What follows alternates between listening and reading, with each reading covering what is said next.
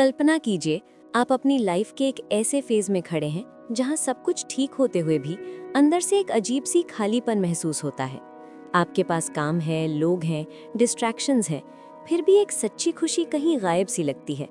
एक दिन आप अपनी रूटीन लाइफ से थोड़ा अलग हटकर खुद से एक सवाल पूछते हैं, क्या मैं वाकई जी रहा हूँ या बस दिन गुजार रहा हूँ? इसी सवाल का जवाब ढूंढते हुए आप एक अजीब सी चीज नोटिस करते हैं। कभी कभी जब आप किसी काम में पूरी तरह डूब जाते हैं, जैसे कोई गेम खेलते वक्त या कोई स्किल सीखते वक्त, तब आप टाइम का होश भूल जाते हैं। ना पास्ट याद रहता है, ना फ्यूचर की टेंशन होती है। बस आप और वो काम एकदम परफेक्ट कनेक्शन में होते हो। उस मोमेंट में ना कोई स्ट्रेस होता है, ना कोई डाउट, सिर्फ एक चीज होती है, एक अजीब सी सुकून भरी एनर्जी जो आपको अंदर से जिंदा महसूस कराती है। आप सोचते हो, अगर मैं अपनी पूरी लाइफ ऐसे जी पाऊं तो कैसा होगा? यहीं से आपकी जर्नी शुरू होती है, एक ऐसी जर्नी जहां आप सीखने वाले हो कि असली हैप्पीनेस बाहर की दुनिया में नहीं, बल्कि आपके अपने कंट्रोल में है। और धीरे धीरे आप एक ऐसी स्टेट को समझने लगते हो जिसे दुनिया फ्लो के नाम से जानती है। अब आप इस राज को जानने के लिए तैयार हो कि कैसे आप अपनी जिंदगी के हर पल को एक्स्ट्रा ऑर्डिनरी बना सकते हो। Chapter 1, the path to happiness. कल्पना कीजिए, आप एक ऐसे दिन की शुरुआत करते हैं जहां आप डिसाइड करते हैं कि आज आप खुश रहेंगे। आप सोचते हैं कि शायद आज का दिन परफेक्ट होगा, सब कुछ आपके कंट्रोल में होगा। लेकिन जैसे ही दिन आगे बढ़ता है, छोटी छोटी चीजें आपके मूड को डिस्टर्ब करने लगती हैं। ट्रैफिक, लोगों की बातें, काम का प्रेशर और एक्सपेक्टेशंस धीरे धीरे आपकी एनर्जी को खींचने लगते हैं। आप रियलाइज करते हैं कि बाहर की दुनिया कभी भी पूरी तरह आपके हिसाब से नहीं चलती। चाहे आप कितनी भी प्लानिंग कर लो, कुछ ना कुछ ऐसा जरूर होगा जो आपके कंट्रोल के बाहर है। और शायद इसी वजह से आपको लगता है कि हैप्पीनेस भी आपके कंट्रोल में नहीं है। लेकिन फिर आप एक और बात नोटिस करते हैं, कभी कभी बिना किसी खास रीजन के आप अच्छा फील करते हो। जब आप किसी काम में इतने बिजी हो जाते हो कि आपको टाइम का पता ही नहीं चलता, तब आपको एक अलग ही तरह की खुशी मिलती है। ये खुशी किसी एक्सटर्नल चीज से नहीं, बल्कि आपके अंदर से आती है। यहाँ आप समझने लगते हैं कि असली हैप्पीनेस का रिलेशन बाहर की सिचुएशन से कम और आपके अंदर की स्टेट से ज्यादा है। अगर आप अपने माइंड को कंट्रोल करना सीख जाओ, तो आप किसी भी सिचुएशन में खुश रह सकते हो। आप धीरे धीरे एक इम्पॉर्टेंट सच को समझने लगते हो, लाइफ में प्रॉब्लम्स हमेशा रहेंगी, चैलेंजेस कभी खत्म नहीं होंगे, लेकिन इन सब के बीच भी आप अपनी हैप्पीनेस को क्रिएट कर सकते हो, अगर आप अपनी अटेंशन और एनर्जी को सही जगह पर फोकस करना सीख जाओ। आप देखते हो कि ज्यादातर लोग अपनी खुशी को फ्यूचर के साथ जोड़ देते हैं। वो सोचते हैं कि जब उनके पास ज्यादा पैसा होगा, बेटर जॉब होगी या परफेक्ट रिलेशनशिप होगा, तब वो खुश होंगे। लेकिन सच ये है कि ये सब चीजें टेम्पररी सेटिस्फैक्शन देती हैं। कुछ टाइम बाद आदत हो जाती है और फिर वही एम्प्टीनेस वापस आ जाता है। अब आपके अंदर एक नया पर्सपेक्टिव डेवलप होने लगता है। आप समझने लगते हो कि हैप्पीनेस कोई डेस्टिनेशन नहीं है जहां आप कभी पहुंच जाओगे। ये एक स्किल है, एक प्रैक्टिस है, जिसे आप हर दिन डेवलप कर सकते हो। आप ये भी समझने लगते हो कि अगर आप अपनी अटेंशन को कॉन्शियसली कंट्रोल करना सीख जाओ, तो आप अपने एक्सपीरियंस को शेप कर सकते हो। आप डिसाइड कर सकते हो कि आप किस चीज़ पर फोकस करोगे और कैसे रिएक्ट करोगे। यहीं से आपकी रियल जर्नी शुरू होती है। आप धीरे धीरे अपने अंदर एक ऐसी पावर को पहचानने लगते हो जो आपको हर सिचुएशन में स्टेबल और सेटिस्फाइड बना सकती है। और शायद पहली बार आपको एहसास होता है कि हैप्पीनेस कोई बाहर मिलने वाली चीज़ नहीं है, ये आपके अंदर ही छिपी हुई है। बस आपको उसे समझना और कंट्रोल करना सीखना है। Chapter 2, the anatomy of consciousness. कल्पना कीजिए, आप शांत जगह पर बैठे हैं और अपने माइंड को ऑब्जर्व करना शुरू करते हैं। आप देखते हैं कि आपके दिमाग में हर वक्त कुछ ना कुछ चल रहा है। कभी पास्ट की यादें, कभी फ्यूचर की चिंता, कभी किसी की बात, कभी कोई रैंडम थॉट। आप धीरे धीरे समझने लगते हैं कि आपका एक्सपीरियंस दुनिया से नहीं, बल्कि आपके कॉन्शियसनेस से बनता है। जो कुछ भी आप देखते हैं, सुनते हैं या फील करते हैं, वो सब आपके माइंड के थ्रू ही फिल्टर होता है। आप नोटिस करते हैं कि आपका अटेंशन एक लिमिटेड रिसोर्स है। आप एक टाइम पर सिर्फ कुछ ही चीज़ों पर फोकस कर सकते हैं, और जहां आपका अटेंशन जाता है, वही आपकी लाइफ का एक्सपीरियंस बन जाता है। कभी आप किसी छोटी सी प्रॉब्लम पर इतना फोकस कर लेते हैं कि वो आपको बहुत बड़ी लगने लगती है, और कभी आप किसी इम्पॉर्टेंट चीज़ को इग्नोर कर देते हैं सिर्फ इसलिए क्योंकि आपका ध्यान कहीं और होता है। इससे आप समझने लगते हैं कि रियलिटी उतनी इम्पॉर्टेंट नहीं है जितना कि आप उसे कैसे परसीव करते हैं। आप धीरे धीरे एक और चीज़ नोटिस करते हैं, आपके माइंड में जो थॉट्स आते हैं वो हमेशा रैंडम नहीं होते, उनमें एक पैटर्न होता है। अगर आप अपने थॉट्स को कंट्रोल नहीं करते हैं तो वो आपको कंट्रोल करने लगते हैं। कभी आप बिना किसी वजह के एंग्शियस फील करते हैं, कभी बिना रीज़न के नेगेटिव सोचने लगते हैं। आप समझने लगते हैं कि अगर आप अपने कॉन्शियसनेस को ट्रेन नहीं करते हैं तो वो आपको अनस्टेबल बना सकता है। फिर आप एक नया एक्सपेरिमेंट करते हैं। आप कॉन्शियसली डिसाइड करते हैं कि आप अपना अटेंशन एक मीनिंगफुल काम पर लगाओगे। जैसे ही आप पूरी तरह फोकस करते हैं, आप नोटिस करते हैं कि डिस्ट्रैक्शंस धीरे धीरे कम होने लगते हैं। आपको एहसास होता है कि जब आपका माइंड ऑर्गेनाइज्ड होता है तब आप अंदर से शांत और पावरफुल फील करते हैं, और जब आपका माइंड स्कैटर्ड होता है तब आप रेस्टलेस और कंफ्यूज्ड फील करते हैं। आप समझने लगते हैं कि कॉन्शियसनेस को कंट्रोल करना ही असली पावर है। अगर आप अपनी अटेंशन को कंट्रोल कर सकते हैं तो आप अपने एक्सपीरियंस को कंट्रोल कर सकते हैं। अब आप धीरे धीरे अपने अंदर एक डिसिप्लिन डेवलप करने लगते हैं। आप सीखने लगते हैं कि कैसे अनवांटेड थॉट्स को इग्नोर करना है और कैसे अपनी एनर्जी को उन चीज़ों पर लगाना है जो आपको ग्रो कराती हैं। और इसी प्रोसेस में आप एक और इम्पॉर्टेंट बात समझने लगते हैं। जब आप अपने कॉन्शियसनेस को कंट्रोल कर लेते हैं तब आप किसी भी सिचुएशन में अपना बैलेंस मेंटेन कर सकते हैं। यही वो स्किल है जो आपको आगे चलकर एक ऐसी स्टेट तक ले जाएगी जहां आप सिर्फ जी नहीं रहे होंगे बल्कि हर पल को डीपली एक्सपीरियंस कर रहे होंगे। चैप्टर 3, एंजॉयमेंट और क्वालिटी ऑफ लाइफ। कल्पना कीजिए, आप अपनी लाइफ के उन पलों को याद करते हैं जब आपने सबसे ज्यादा खुशी महसूस की थी। शायद वो कोई अचीवमेंट थी या कोई ऐसा मोमेंट जब आप किसी काम में पूरी तरह डूब गए थे। आप नोटिस करते हैं कि उन पलों में सिर्फ हैप्पीनेस नहीं थी बल्कि एक डीप सैटिस्फैक्शन भी था। आप धीरे धीरे समझने लगते हैं कि एंजॉयमेंट और प्लेजर में फर्क होता है। प्लेजर वो होता है जो आपको तुरंत अच्छा फील कराता है, जैसे टेस्टी फूड, एंटरटेनमेंट या कंफर्ट, लेकिन ये टेम्पररी होता है, जल्दी खत्म हो जाता है। लेकिन एंजॉयमेंट कुछ और ही होता है। जब आप किसी चैलेंज को एक्सेप्ट करते हैं और अपनी स्किल्स का यूज करके उसे ओवरकम करते हैं, तब जो फीलिंग आती है वो डीपर होती है। वो आपको ग्रो कराती है, आपको स्ट्रॉन्ग बनाती है। आप देखते हैं कि अगर लाइफ सिर्फ प्लेजर के पीछे भागने में निकल जाए तो धीरे धीरे वो बोरिंग लगने लगती है, क्योंकि उसमें कोई ग्रोथ नहीं होती, कोई नया चैलेंज नहीं होता। फिर आप एक और चीज़ नोटिस करते हैं। जब आप किसी ऐसे काम में लगते हैं जहां थोड़ा सा चैलेंज होता है और आपको अपनी स्किल्स यूज करनी पड़ती हैं, तब आप नेचुरली ज़्यादा एंगेज्ड फील करते हैं। आपका फोकस शार्प हो जाता है, डिस्ट्रैक्शंस कम हो जाते हैं। आप समझने लगते हैं कि लाइफ की क्वालिटी इस बात पर डिपेंड करती है कि आप अपना अटेंशन कैसे यूज करते हैं। अगर आप अपना ध्यान रैंडम और मीनिंगलेस चीज़ों पर लगाते हैं तो आपका एक्सपीरियंस भी वैसे ही बन जाता है। लेकिन अगर आप कॉन्शियसली ऐसे काम चूज करते हैं जो आपको चैलेंज करे और आपको ग्रो करने का मौका दे, तो आपकी लाइफ ग्रेजुअली बेटर होने लगती है। आप धीरे धीरे एक पैटर्न देखते हैं। जो लोग अपनी लाइफ में मीनिंग और एंजॉयमेंट फील करते हैं, वो अपने एक्सपीरियंसेस को कॉन्शियसली डिजाइन करते हैं। वो सिर्फ सिचुएशंस का वेट नहीं करते, बल्कि खुद अपने लिए मीनिंगफुल मोमेंट्स क्रिएट करते हैं। अब आप भी अपनी लाइफ को एक नए नजरिए से देखने लगते हैं। आप समझने लगते हैं कि आपके पास हर दिन एक चॉइस होती है। या तो आप बस टाइम पास कर सकते हैं, या फिर आप हर मोमेंट को एक अपॉर्चुनिटी बना सकते हैं अपने आप को बेटर बनाने की। और धीरे धीरे आप ये रियलाइज करते हैं कि असली खुशी उन पलों में छुपी होती है जहां आप अपने आप को चैलेंज करते हैं, अपनी लिमिट्स को पुश करते हैं और अपने एक्सपीरियंस को कॉन्शियसली शेप करते हैं।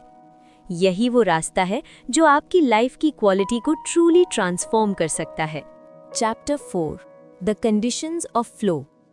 कल्पना कीजिए, आप किसी ऐसे काम में लगे हैं जो ना बहुत आसान है और ना ही इतना मुश्किल कि आप गिव अप कर दें। आप अपनी पूरी अटेंशन उस काम पर लगा देते हैं और धीरे धीरे आप महसूस करते हैं कि आप उसमें डूबते जा रहे हैं। आपका ध्यान इतना फोकस्ड हो जाता है कि आसपास की चीजें धीरे धीरे गायब सी होने लगती हैं। ना आपको टाइम का पता चलता है, ना ही आपको कोई डिस्ट्रैक्शन डिस्टर्ब करता है। सिर्फ आप और आपका काम एक परफेक्ट कनेक्शन में आ जाते हैं।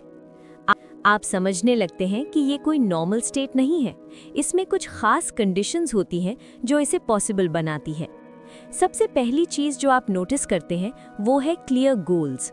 जब आपको एग्जैक्टली पता होता है कि आपको क्या करना है, तब आपका माइंड कंफ्यूज नहीं होता, आपकी एनर्जी एक ही डायरेक्शन में फ्लो करने लगती है। फिर आप देखते हैं कि इमीडिएट फीडबैक भी उतना ही ज़रूरी है। जब आपको तुरंत पता चलता है कि आप सही कर रहे हैं या गलत, तब आप अपने एक्शंस को इंस्टेंटली एडजस्ट कर पाते हैं। इससे आपका फोकस और भी स्ट्रांग हो जाता है। आप एक और इम्पॉर्टेंट चीज़ समझने लगते हैं। जब चैलेंज और आपकी स्किल्स एक बैलेंस में होती हैं, तब फ्लो स्टेट नेचुरली आती है। अगर काम बहुत आसान होता है तो आप बोर हो जाते हैं, और अगर बहुत मुश्किल होता है तो आप एंग्शियस फील करते हैं। लेकिन जब दोनों एकदम परफेक्ट बैलेंस में होते हैं, तब आप अपनी मैक्सिमम पोटेंशियल पर परफॉर्म करते हैं। आप धीरे धीरे नोटिस करते हैं कि इस स्टेट में आपका सेल्फ कॉन्शियसनेस भी कम हो जाता है। आप अपने बारे में सोचना बंद कर देते हैं। ना आपको किसी की जजमेंट की चिंता होती है, ना ही आपको अपनी इनसिक्योरिटीज याद आती हैं। आप सिर्फ प्रेजेंट मोमेंट में जी रहे होते हैं। इस स्टेट में टाइम का एक्सपीरियंस भी चेंज हो जाता है। कभी टाइम बहुत तेज निकल जाता है और कभी लगता है जैसे हर सेकंड स्लो हो गया हो। आप समझने लगते हैं कि फ्लो कोई रैंडम चीज़ नहीं है, ये एक ऐसी स्टेट है जिसे आप कॉन्शियसली क्रिएट कर सकते हैं अगर आप सही कंडीशंस को फॉलो करें। अब आप धीरे धीरे अपनी लाइफ में ये कंडीशंस अप्लाई करने लगते हैं। आप अपने काम को इस तरह डिज़ाइन करते हैं कि उसमें क्लियर गोल्स हों, प्रॉपर फीडबैक हो और चैलेंज और स्किल्स का बैलेंस हो। और धीरे धीरे आप महसूस करते हैं कि आप ज़्यादा फोकस्ड, ज़्यादा प्रोडक्टिव और सबसे इम्पॉर्टेंट ज़्यादा सैटिस्फाइड फील करने लगते हैं। यही वो स्टेट है जहां आप सिर्फ काम नहीं कर रहे होते, बल्कि उससे जी रहे होते हैं। यही है फ्लो का असली experience. Chapter 5, the body in flow. कल्पना कीजिए आप अपने बॉडी के थ्रू दुनिया को एक्सपीरियंस कर रहे हैं। आप चल रहे हैं, देख रहे हैं, सुन रहे हैं, महसूस कर रहे हैं। आपका शरीर सिर्फ एक फिजिकल स्ट्रक्चर नहीं है, बल्कि ये एक पावरफुल टूल है जो आपको फ्लो स्टेट तक ले जा सकता है। आप धीरे धीरे समझने लगते हैं कि बॉडी के थ्रू भी आप डीप एंजॉयमेंट फील कर सकते हैं। जैसे ही आप किसी फिजिकल एक्टिविटी में फुली इन्वॉल्व होते हैं, आपका माइंड नेचुरली फोकस होने लगता है। सोचिए जब आप रनिंग करते हैं या कोई स्पोर्ट खेलते हैं या डांस करते हैं। शुरू में थोड़ा एफर्ट लगता है, लेकिन जैसे ही आप रिदम पकड़ लेते हैं, आपका बॉडी और माइंड एक सिंक में आ जाता है। आप नोटिस करते हैं कि इस स्टेट में आप अपनी मूवमेंट्स को कॉन्शियसली कंट्रोल नहीं कर रहे होते, सब कुछ नेचुरली फ्लो कर रहा होता है। आपका ध्यान सिर्फ उस मोमेंट पर होता है। आप समझने लगते हैं कि फिजिकल स्किल्स को डेवलप करना सिर्फ बॉडी को स्ट्रॉन्ग बनाना नहीं है, बल्कि अपने एक्सपीरियंस को रिच बनाना है। जब आप अपनी बॉडी को ट्रेन करते हैं, तो आप अपने लिए नए नए चैलेंजेस क्रिएट करते हैं। आप धीरे धीरे देखते हैं कि सिंपल एक्टिविटीज़ भी मीनिंगफुल बन सकती हैं। जैसे वॉकिंग भी एक फ्लो एक्सपीरियंस बन सकता है, अगर आप उसमें पूरी अवेयरनेस के साथ इन्वॉल्व हो जाओ। आप अपने सेंसेस को भी एक नई तरीके से यूज़ करना शुरू करते हैं। आप ध्यान देते हैं कि आप क्या देख रहे हैं, क्या सुन रहे हैं, क्या फील कर रहे हैं। ये सब मिलकर आपकी एक्सपीरियंस को डीपन करते हैं। आप समझने लगते हैं कि बॉडी और माइंड अलग नहीं है। जब आपका बॉडी एक्टिव और एंगेज्ड होता है, तो आपका माइंड भी नेचुरली पॉजिटिव और फोकस्ड हो जाता है। फिर आप एक और चीज़ नोटिस करते हैं। जब आप अपने बॉडी को चैलेंज देते हैं और धीरे धीरे इम्प्रूव करते हैं, तो आपके अंदर कॉन्फिडेंस बढ़ने लगता है। आपको लगता है कि आप कुछ अचीव कर रहे हैं। आप धीरे धीरे अपनी डेली लाइफ में भी बॉडी को यूज़ करने के नए तरीके ढूंढने लगते हैं। आप एक्टिविटीज़ को सिर्फ रूटीन नहीं समझते, बल्कि उन्हें एक अपॉर्चुनिटी के रूप में देखते हैं फ्लो एक्सपीरियंस क्रिएट करने के लिए। और इसी प्रोसेस में आप महसूस करते हैं कि आपकी एनर्जी बढ़ रही है, आपका फोकस स्ट्रांग हो रहा है और आप अपने आप को ज़्यादा अलाइव फील कर रहे हैं। यही वो रास्ता है जहां आप अपने बॉडी को सिर्फ एक टूल नहीं, बल्कि एक मीडियम बना देते हैं जो आपको हर दिन फ्लो स्टेट के करीब ले जाता है। Chapter 6, the flow of thought. कल्पना कीजिए आप अपने माइंड के अंदर चलने वाले थॉट्स को धीरे धीरे ऑब्जर्व कर रहे हैं। आप देखते हैं कि आपका दिमाग कभी रुकता नहीं। हर वक्त कोई ना कोई सोच, कोई ना कोई आवाज़ चलती रहती है।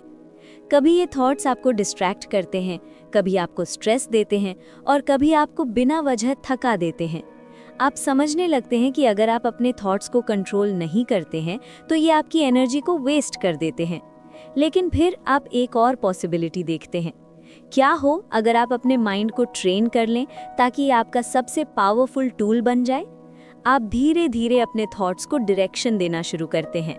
आप रैंडम थिंकिंग को कम करने की कोशिश करते हैं और अपनी अटेंशन को मीनिंगफुल चीज़ों पर फोकस करते हैं।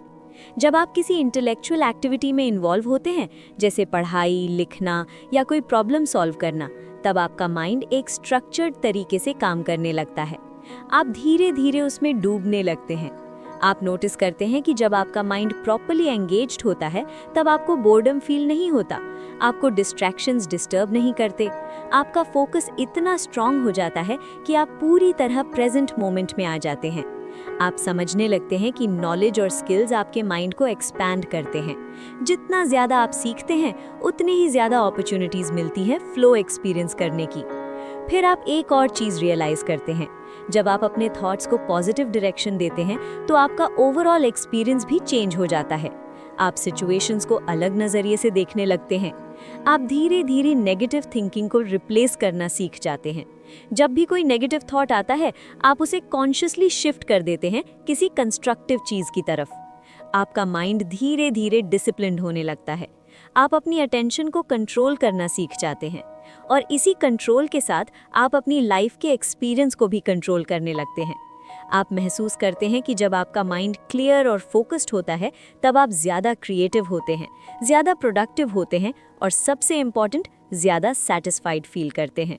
और धीरे धीरे आप समझने लगते हैं कि फ्लो सिर्फ बॉडी से नहीं बल्कि थॉट्स के थ्रू भी क्रिएट किया जा सकता है। यही वो स्टेज है जहां आपका माइंड आपका सबसे बड़ा दोस्त बन जाता है और आप अपने हर थॉट को एक मीनिंगफुल डायरेक्शन देने लगते हैं। Chapter 7, work as flow. कल्पना कीजिए आप अपने रोज के काम पर जा रहे हैं। शायद आप सोचते हैं कि काम सिर्फ एक रिस्पॉन्सिबिलिटी है, एक ज़रूरत है जिसे निभाना पड़ता है। कभी कभी आपको लगता है कि काम बोरिंग है, रिपेटिटिव है और सिर्फ टाइम पास करने जैसा है। लेकिन आज आप एक नया नज़रिया लेकर आते हैं। आप डिसाइड करते हैं कि आप अपने काम को सिर्फ एक ड्यूटी की तरह नहीं बल्कि एक अपॉर्चुनिटी की तरह देखेंगे। आप धीरे धीरे नोटिस करते हैं कि हर काम के अंदर एक स्ट्रक्चर होता है, उसमें गोल्स होते हैं, चैलेंजेस होते हैं और इम्प्रूव करने का एक चांस होता है। बस फर्क इतना है कि आप उसे कैसे देखते हैं। जब आप अपने काम को कॉन्शियसली अप्रोच करते हैं तब आप उसमें छोटे छोटे गोल सेट करते हैं। आप अपने आप से कहते हैं कि आज मैं कल से थोड़ा बेटर परफॉर्म करूंगा। जैसे ही आप अपना फोकस बढ़ाते हैं, आप नोटिस करते हैं कि काम धीरे धीरे इंटरेस्टिंग होने लगता है। जो चीज़ पहले बोरिंग लगती थी अब एक चैलेंज बन जाती है। आप समझने लगते हैं कि प्रॉब्लम काम में नहीं थी बल्कि उस तरीके में थी जिससे आप उसे देख रहे थे। आप धीरे धीरे अपनी स्किल्स को इम्प्रूव करते हैं। आप नए तरीके ढूंढते हैं अपने काम को बेटर और एफिशिएंट बनाने के लिए। और जैसे जैसे आप इम्प्रूव करते हैं आपको एक सेटिस्फैक्शन फील होने लगता है। आप नोटिस करते हैं कि जब आपका फोकस स्ट्रांग होता है तब डिस्ट्रैक्शंस आपको डिस्टर्ब नहीं करते। आप पूरी तरह अपने काम में इन्वॉल्व हो जाते हैं। इस प्रोसेस में आपका कॉन्फिडेंस भी बढ़ने लगता है। आपको लगता है कि आप सिर्फ काम नहीं कर रहे बल्कि अपने आप को डेवलप कर रहे हैं। आप धीरे धीरे ये समझने लगते हैं कि काम सिर्फ पैसा कमाने का जरिया नहीं है, ये एक ऐसा मीडियम है जहां आप अपनी स्किल्स को टेस्ट कर सकते हैं, अपनी लिमिट्स को पुश कर सकते हैं और फ्लो एक्सपीरियंस कर सकते हैं। आप अपने काम के अंदर ही एंजॉयमेंट ढूंढने लगते हैं। आप एक्सटर्नल रिवॉर्ड्स के पीछे भागने के बजाय प्रोसेस में ही खुशी महसूस करने लगते हैं और धीरे धीरे आपका पूरा एक्सपीरियंस चेंज होने लगता है। जो काम पहले बर्डन लगता था वही अब एक गेम जैसा लगने लगता है। यही वो मोमेंट होता है जब आप रियलाइज करते हैं कि काम और हैप्पीनेस अलग चीज़ें नहीं हैं। अगर आप सही तरीके से अप्रोच करें तो काम ही आपको सबसे ज़्यादा सेटिस्फैक्शन दे सकता है। और इसी तरह आप अपनी डेली रूटीन को एक ऐसी जर्नी बना देते हैं जहां हर दिन आप फ्लो के करीब पहुंचते जा रहे होते हैं। Chapter 8, enjoying solitude and other people. कल्पना कीजिए आप अपने आप के साथ अकेले बैठे हैं। कोई डिस्ट्रैक्शन नहीं है, कोई बात करने वाला नहीं है, सिर्फ आप और आपके थॉट्स हैं। पहले पहले आपको थोड़ा अनकंफर्टेबल फील होता है। आपका माइंड इधर उधर भटकने लगता है और आपको लगता है कि अकेले रहना मुश्किल है। आप समझने लगते हैं कि ज़्यादातर लोग अकेले रहने से बचने की कोशिश करते हैं। वो हमेशा किसी न किसी डिस्ट्रैक्शन की तरफ भागते हैं ताकि उन्हें अपने अंदर की आवाज़ का सामना न करना पड़े। लेकिन आज आप डिसाइड करते हैं कि आप इस सॉलिट्यूड को समझने की कोशिश करेंगे।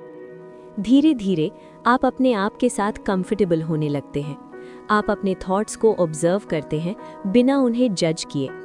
आप महसूस करते हैं कि जब आप अपने माइंड को कंट्रोल करना सीख लेते हैं तब अकेले रहना भी एक पीसफुल एक्सपीरियंस बन सकता है। आप देखते हैं कि सॉलिट्यूड आपको एक फ्रीडम देता है। आप अपनी मर्जी से सोच सकते हैं, सीख सकते हैं और अपने आप को बेटर समझ सकते हैं। फिर आप अपनी रिलेशनशिप्स की तरफ ध्यान देते हैं। आप रियलाइज करते हैं कि लोगों के साथ रहना भी एक आर्ट है। सिर्फ बात करना या टाइम स्पेंड करना ही काफ़ी नहीं होता, बल्कि उसमें भी अवेयरनेस और इंटेंशन होना ज़रूरी है। आप धीरे धीरे अपनी इंटरैक्शंस को मीनिंगफुल बनाना शुरू करते हैं। आप दूसरों को ध्यान से सुनते हैं, उन्हें समझने की कोशिश करते हैं। आप अपनी प्रेजेंस को इम्प्रूव करते हैं। आप नोटिस करते हैं कि जब आप किसी के साथ फुल्ली प्रेजेंट होते हैं तब कनेक्शन डीपर हो जाता है। कॉन्वर्सेशन सुपरफिशियल नहीं रहती, बल्कि उनमें डेप्थ आ जाती है। आप समझने लगते हैं कि रिलेशनशिप्स भी फ्लो एक्सपीरियंस का एक पावरफुल सोर्स बन सकते हैं। जब दो लोग एक दूसरे के साथ जेन्युइनली कनेक्टेड होते हैं तब वो एक शेयर्ड फ्लो स्टेट क्रिएट कर सकते हैं। आप धीरे धीरे ये बैलेंस सीख जाते हैं।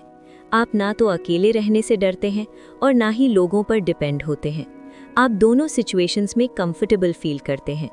आप अपने आप के साथ भी एंजॉय करना सीख लेते हैं और दूसरों के साथ भी मीनिंगफुल कनेक्शंस बना लेते हैं। और इसी प्रोसेस में आप रियलाइज़ करते हैं कि हैप्पीनेस सिर्फ अकेले रहने में या सिर्फ लोगों के साथ रहने में नहीं है। असली हैप्पीनेस इस बात में है कि आप दोनों एक्सपीरियंसेस को कैसे हैंडल करते हैं। यही वो स्टेज है जहां आप अपनी लाइफ को एक बैलेंस्ड और फुलफिलिंग एक्सपीरियंस बना देते हैं, जहां आप हर सिचुएशन में फ्लो को एक्सपीरियंस कर सकते हैं। Chapter 9 cheating chaos. कल्पना कीजिए आप अपनी लाइफ के उन मोमेंट्स को याद करते हैं जब सब कुछ आपके कंट्रोल से बाहर लग रहा था। प्रॉब्लम्स एक के बाद एक आ रही थी, सिचुएशंस अनप्रिडिक्टेबल थी और आपको लग रहा था कि आप कुछ नहीं कर सकते। आप धीरे धीरे समझने लगते हैं कि लाइफ हमेशा ऑर्डरली नहीं होती, कभी भी कुछ भी हो सकता है। पेन, फेलियर, रिजेक्शन और अनसर्टेनिटी ये सब लाइफ का नेचुरल हिस्सा है। लेकिन फिर आप एक इम्पॉर्टेंट सवाल पूछते हैं, क्या आप इन सिचुएशंस के सामने हेल्पलेस हैं या फिर आप इन्हें हैंडल करने का कोई तरीका सीख सकते हैं? आप धीरे धीरे ऑब्जर्व करते हैं कि कुछ लोग सबसे मुश्किल सिचुएशंस में भी स्टेबल रहते हैं। वो टूटते नहीं बल्कि और स्ट्रॉन्ग बन जाते हैं। आप सोचते हैं कि ऐसा कैसे पॉसिबल है? फिर आप एक नया पर्सपेक्टिव डेवलप करते हैं। आप समझने लगते हैं कि प्रॉब्लम खुद सिचुएशन में नहीं होती, बल्कि उस तरीके में होती है जिससे आप उसे देखते हैं। जब आप किसी चैलेंज को थ्रेट के रूप में देखते हैं तो आप स्ट्रेस फील करते हैं, लेकिन जब आप उसे एक अपॉर्चुनिटी के रूप में देखते हैं तो आप उसमें एंगेज हो जाते हैं। आप धीरे धीरे अपने माइंडसेट को शिफ्ट करना शुरू करते हैं। आप हर प्रॉब्लम को एक चैलेंज की तरह देखते हैं जिसे आप सॉल्व कर सकते हैं। आप नोटिस करते हैं कि जैसे ही आपका पर्सपेक्टिव चेंज होता है, वैसे ही आपका इमोशनल रिस्पॉन्स भी चेंज होने लगता है। आप पैनिक करने के बजाय फोकस करने लगते हैं। आप समझने लगते हैं कि आप केओस को कंट्रोल नहीं कर सकते, लेकिन आप अपनी रिएक्शन को कंट्रोल कर सकते हैं। फिर आप एक और चीज़ प्रैक्टिस करते हैं। जब भी कोई टफ सिचुएशन आती है, आप अपना ध्यान उस पर लगाते हैं और उसे समझने की कोशिश करते हैं। आप अपनी स्किल्स का यूज़ करते हैं उसे हैंडल करने के लिए। धीरे धीरे आप नोटिस करते हैं कि जो सिचुएशंस पहले आपको डिस्टर्ब करती थी, अब वो आपके लिए चैलेंजेस बन गई हैं जिसे आप एंजॉय कर सकते हैं। आप अपने अंदर एक स्ट्रेंथ फील करते हैं। आपको लगता है कि आप किसी भी सिचुएशन को हैंडल कर सकते हैं, चाहे वो कितनी भी डिफ़िकल्ट क्यों ना हो। और इसी प्रोसेस में आप एक पावरफुल स्किल डेवलप कर लेते हैं। आप सीख जाते हैं कैसे केओस को एक मीनिंगफुल एक्सपीरियंस में कन्वर्ट करना है। यही वो स्टेज है जहां आप लाइफ के टफेस्ट मोमेंट्स को भी एक गेम की तरह देखने लगते हैं। और जब आप ऐसा करते हैं तब आप सिर्फ प्रॉब्लम्स को फेस नहीं करते, बल्कि उन्हें यूज करके अपनी ग्रोथ का रास्ता बना लेते हैं। Chapter 10 the making of meaning. कल्पना कीजिए आप अपनी पूरी लाइफ को एक डिस्टेंस से देख रहे हैं। आप सोच रहे हैं कि इतने सारे एक्सपीरियंसेस, इतनी सारी मेहनत, इतनी सारी स्ट्रगल्स का आखिर मतलब क्या है। आप धीरे धीरे समझने लगते हैं कि सिर्फ छोटे छोटे मोमेंट्स में खुशी ढूंढना काफ़ी नहीं है। इंसान को एक बड़ा पर्पस चाहिए होता है, एक ऐसा डायरेक्शन जो उसकी पूरी लाइफ को मीनिंग दे। आप देखते हैं कि जब तक आपके पास कोई क्लियर पर्पस नहीं होता, तब तक आपके एक्शंस स्कैटर्ड रहते हैं। कभी आप इधर फोकस करते हैं, कभी उधर, और धीरे धीरे आपको लगने लगता है कि आप बस फ्लो के साथ बह रहे हैं, बिना किसी डायरेक्शन के। लेकिन फिर आप डिसाइड करते हैं कि आप अपनी लाइफ को एक डायरेक्शन देंगे। आप अपने आप से पूछते हैं कि आपके लिए क्या ट्रूली इम्पोर्टेंट है, आप किस चीज़ के लिए जीना चाहते हैं, आप किस तरह का इंसान बनना चाहते हैं। धीरे धीरे आप अपने गोल्स को डिफाइन करना शुरू करते हैं। आप अपने एक्शंस को उन गोल्स के साथ अलाइन करते हैं। अब आप जो भी करते हैं उसके पीछे एक रीज़न होता है। आप समझने लगते हैं कि मीनिंग कोई एक दिन में नहीं बनता, ये धीरे धीरे डेवलप होता है जब आप अपनी लाइफ के अलग अलग पार्ट्स को एक साथ जोड़ते हैं। आप अपने एक्सपीरियंसेस को एक स्टोरी की तरह देखने लगते हैं। हर चैलेंज, हर सक्सेस, हर फेलियर एक पार्ट बन जाता है आपकी जर्नी का। आप नोटिस करते हैं कि जब आपके पास एक क्लियर पर्पस होता है, तब आपके लिए डिफ़िकल्ट सिचुएशंस भी मैनेजेबल हो जाती हैं, क्योंकि आपको पता होता है कि आप किस डायरेक्शन में जा रहे हैं। आप धीरे धीरे अपनी एनर्जी को उन चीज़ों पर लगाना शुरू करते हैं जो आपके पर्पस को सपोर्ट करती हैं। आप डिस्ट्रैक्शंस को कम करते हैं और अपने फोकस को स्ट्रॉन्ग बनाते हैं। आप समझने लगते हैं कि फ्लो सिर्फ इंडिविजुअल मोमेंट्स तक लिमिटेड नहीं है। जब आप अपनी पूरी लाइफ को एक मीनिंगफुल डायरेक्शन देते हैं, तब आपकी पूरी जर्नी एक फ्लो बन जाती है।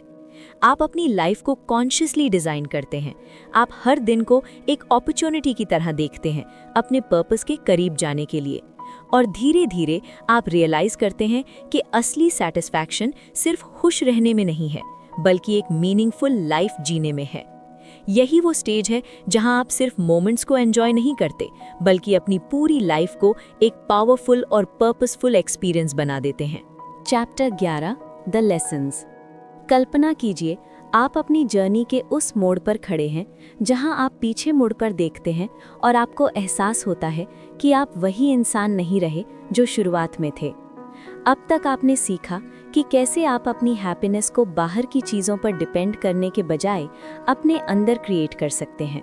आपने समझा कि आपका माइंड ही आपकी रियलिटी बनाता है, और अगर आप अपनी अटेंशन को कंट्रोल कर लेते हैं तो आप अपने एक्सपीरियंस को भी कंट्रोल कर सकते हैं। अब तक आपने सीखा कि कैसे आप प्लेजर और रियल एंजॉयमेंट के बीच का फ़र्क समझकर अपनी लाइफ की क्वालिटी को इम्प्रूव कर सकते हैं। कैसे आप चैलेंजेस को एक्सेप्ट करके अपने आप को ग्रो कर सकते हैं। आपने ये भी सीखा कि फ्लो स्टेट कोई मैजिक नहीं है, बल्कि एक कंडीशन है जिसे आप कॉन्शियसली क्रिएट कर सकते हैं, क्लियर गोल्स, प्रॉपर फीडबैक और स्किल और चैलेंज के बैलेंस के साथ। अब तक आपने सीखा कि कैसे आप अपने बॉडी और माइंड दोनों को ट्रेन करके हर एक्टिविटी को मीनिंगफुल बना सकते हैं। कैसे आप अपने थॉट्स को डायरेक्शन देकर अपने माइंड को अपना सबसे बड़ा दोस्त बना सकते हैं।